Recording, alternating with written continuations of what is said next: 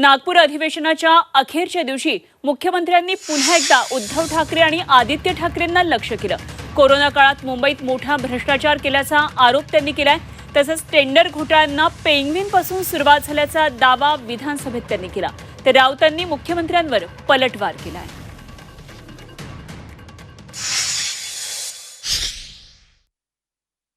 की या प्रकरणातील एक महत्त्वाचा प्यादा जे आहे हा रोमिन छेडा आहे।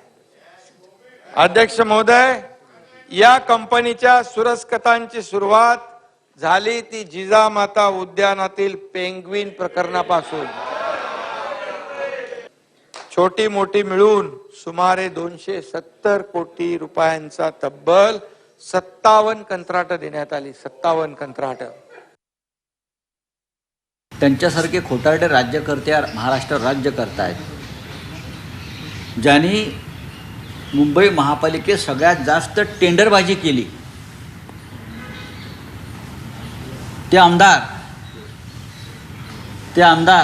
आणि तेव्हाचे स्टँडिंग कमिटीचे चेअरमन हे त्यांच्या मागेच बसले होते का हे सांगताना?